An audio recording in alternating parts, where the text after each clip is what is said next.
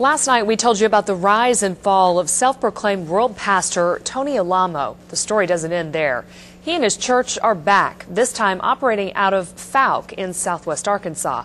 In tonight's THV Extra, Charles Krausen takes us there to see how things have changed now that the church has come to town. Charles.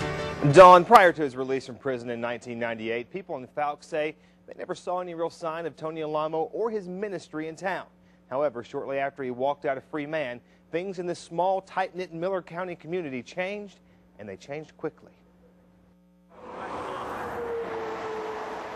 Along Highway 549 in southwest Arkansas sits the town of Fouke, made famous in the 1970s for tall tales of the Fouke monster, a half-man, half-beast roaming the countryside. Today, Fouke is gaining notoriety once again, not for its legendary monsters, but as the home of religious leader and convicted felon Tony Alamo and his group of followers. I mean, we're just a little town with 814 population. Terry Purvis serves as Fouke mayor.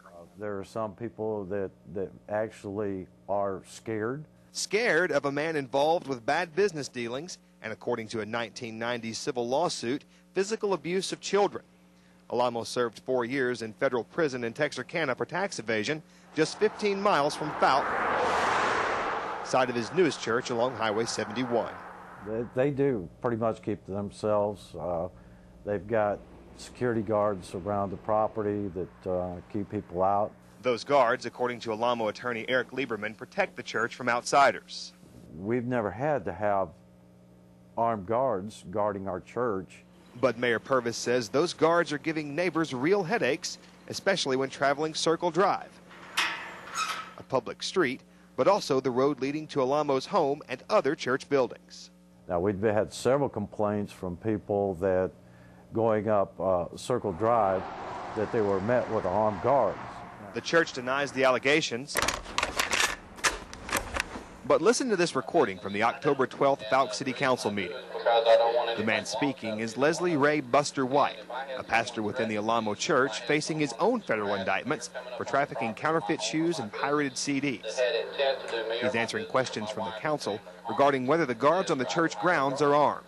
Do they have guns?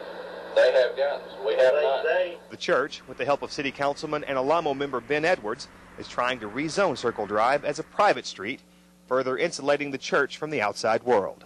I still believe, as far as the city's concerned, as far as being the mayor, is a city street for 480 feet from Highway 71. Those living in Fouke see Alamo's push for privacy as an attempt to return to the reclusive life he enjoyed in his compound along the Georgia Ridge near Alma 20 years ago. He's paranoid. Mary Coker, a longtime Fouke resident, began researching Alamo's history as church leader and criminal when he moved to her town. She formed a group of ex-members and residents to keep an eye on the church's activities, especially after she realized church members were watching them.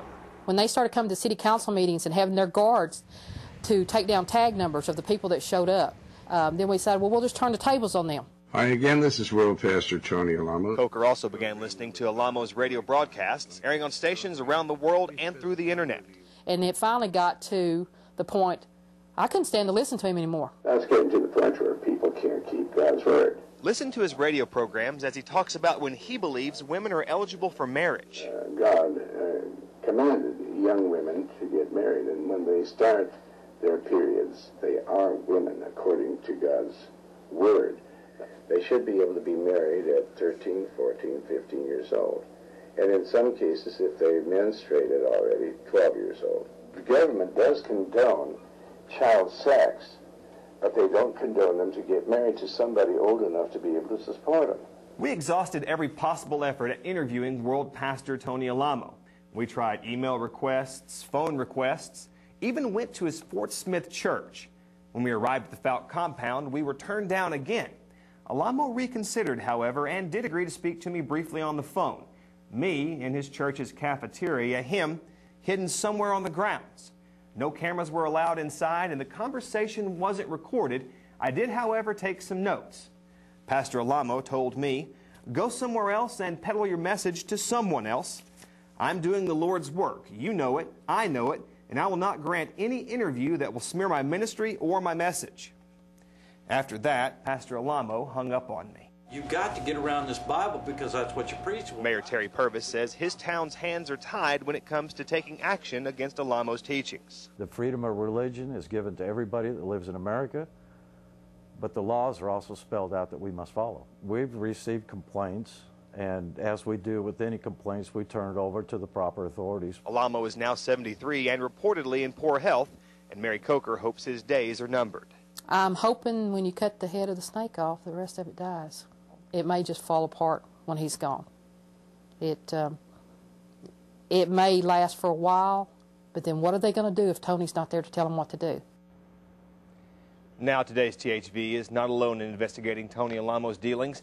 In October of 2007, the Southern Poverty Law Center, based in Montgomery, Alabama, published an in-depth piece into Alamo's public speaking and theological beliefs. From that investigation, the center added Tony Alamo Ministries to its list of hate groups. Charles Krausen, thank you. You can see both parts of this extensive look into Tony Alamo on our website, todaysthv.com.